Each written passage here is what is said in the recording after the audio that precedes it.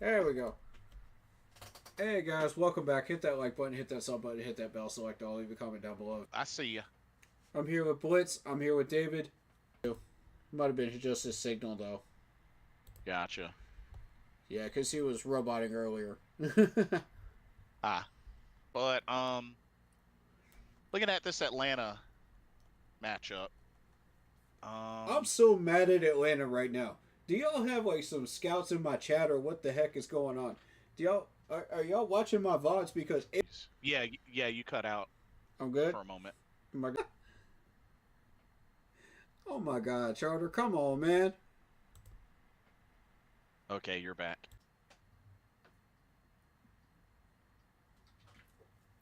Am I good?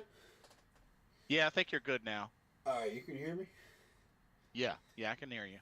Let me try this one more time because Charter, for some reason, does not want me saying this statement to y'all. All Every right, what you single got? one of those draft picks that the Falcons made were on my board throughout the entire month of April. Oh, oh yeah, right, right. Every single one of them. You trying to tell me that the Falcons didn't have some scouts in my freaking VODs? Come on, bro. It's very possible. See, Charter didn't want me saying that statement right there. They didn't want me saying it. That's why my Wi-Fi keeps cutting out. They wanted you, they wanted you to, they wanted you to bite your tongue. They don't want y'all to know that. Shoot, That's hilarious right there. I love that. it's like, no, you better bite your tongue. Oh, I'm gonna let y'all know, man. I'm gonna let y'all know. People are gonna know. There's no doubt people are gonna know. But oh man, That's some good craziness right old there. good old Dirty Birds, who surprisingly finished second last season in the NFC South. Oh my god. And surprisingly, that win over the Dirty Birds didn't kill us. It's gonna be another Panay Sewell situation. You know what I mean? Like, is this going to cost us in the long run? You know, when we're trying to get a draft pick, such as DeLon Walker up there. Right. Lo and behold, the Falcons get DeLon Walker. The freaking Yep. Falcons, dude. Like, are you serious? I'm What? sure he may get inserted into that starting lineup. That's going to make it so much harder to run on them now. Hmm. Like, I'm not happy about that. But here's the thing. Guess who was also on that team? Trevor Etienne. On the Yeah. opposite end of the ball. So if anybody knows this man, it's going to be Trevor Etienne. I want him to get some Yeah. snaps during that game. Oh, during this Atlanta game? Mm-hmm. Yeah. Mm-hmm. I want to see that happen. Oh shoot, they got your boy Jamal Agnew as well. What? Man, Oh yeah, you didn't come on, man. Oh yeah, you didn't know about that? Yeah. Yeah. Freaking seriously? We let the Falcons get him too? Yeah, it's listed Oh on my the god, roster. man. Oof. What are we doing? Oh, and they picked up the 5th-year option on Drake London, by the way. That makes sense. Yeah. That makes sense.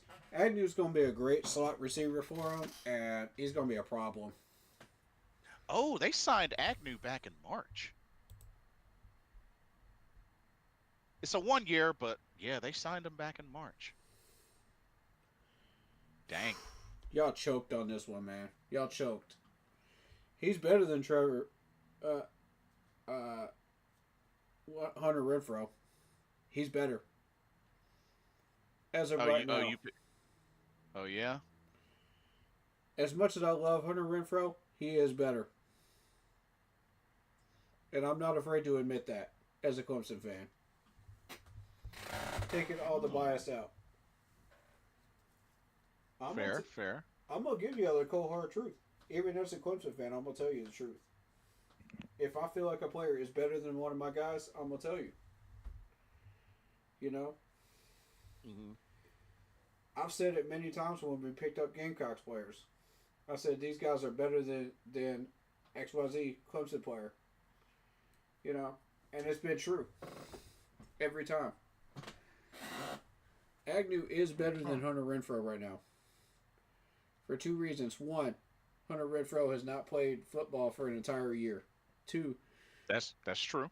Agnew is a veteran, and he has been solidly and criminally overlooked as an underneath wide receiver.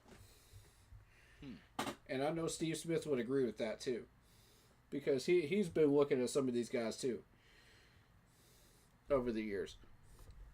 This dude has been quietly getting his numbers.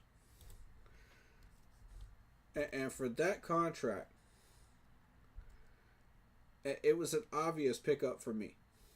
Because we needed that next level guy, like a Hunter Renfrow, that could do all those things, that has a great catch radius.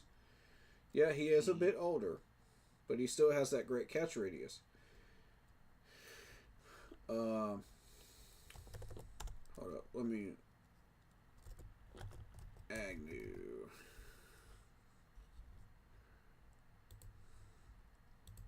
Let me pull up his stats real quick for y'all. Because he's most noted for his years in Jacksonville. Right. Because he was putting up 229 receiving yards for the Jaguars in 2021 and a touchdown. 2022, yeah, his yardage dipped to 187, but he put up 3 touchdowns. So he balanced that back out. Now in 2023, it balanced back out to 225 yards and 1 touchdown again. So I mean, the dude is suddenly put up consistent numbers when he went to Jacksonville. Right, right. The Lions didn't realize what they had. You know, from 17 to 20, they had no idea what they had. I knew exactly what this dude was capable of when I saw him start putting up those numbers in 2021. And I said, shoot, let me find out. You know? So you look at his contracts. He signed a 1-year deal for $2.5 million with the Falcons. We can afford that. We can afford that. How much did we sign Hunter Renfrow for? You know what? Let's find out. Because I guarantee you it was a lot more than that. Hunter Renfrow. Let's take a look. It was a 1-year, $1,220,000 contract. Okay, cheaper. I'll give you all that. I'll give you all that one. But the only reason it isn't at 2.5 like it is with Agnew is because of the fact that Hunter Renfrow didn't play for an entire year. Right. But the catch radius of Hunter Renfrow is slightly better than Agnew. I will give you that. I see. His footwork is better on the sidelines than Agnew. But the route running and the catching traffic, Agnew wins that one. Hands down, he wins that one. Because I've seen multiple times when Agnew was just able to catch those balls, and it was just crazy. So, do I believe he is better than Hunter Renfrow? Yes.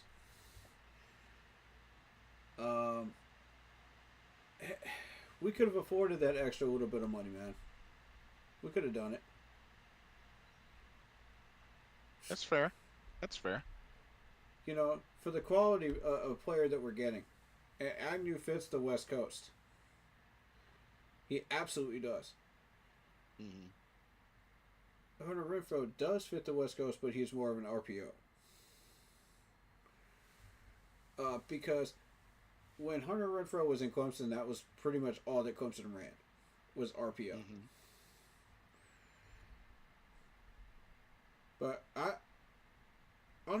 would love to see some of these Clemson wide receivers in a West Coast offense, and just see how they roll. Because a lot of them can fit both. They can catch, they can run routes. They're really fast.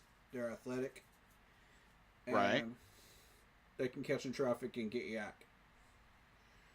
So Oh, the good old yak. Yakety yak.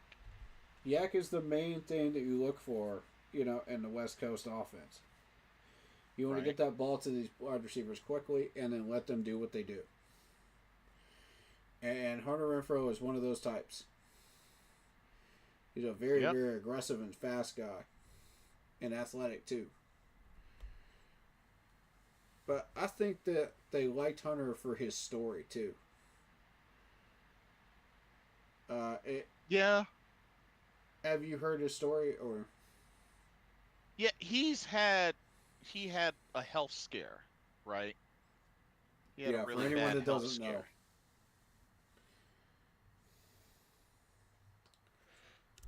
Yeah, it was like a really bad health scare. So, eh, this is one of the first. Come on, Charter. All right, there we go. There it goes. Okay. So Hunter is one of those very first few classes to come out of Dabo Swinney's wide receiver university, in Clemson. Mm-hmm. Um, Credit to the wide receiver coach in Clemson because he's absolutely killing it. Teaching these Mm-hmm. guys footwork, hands, catching traffic, everything, and I love what Right. I'm seeing. Um, so how is that going to translate to a game that we're going to be playing? There'll be a lot of situations where Hunter will have to come in, like a screen situation, and he is adaptable to that. If you put him into a short wheel route situation, he's adaptable.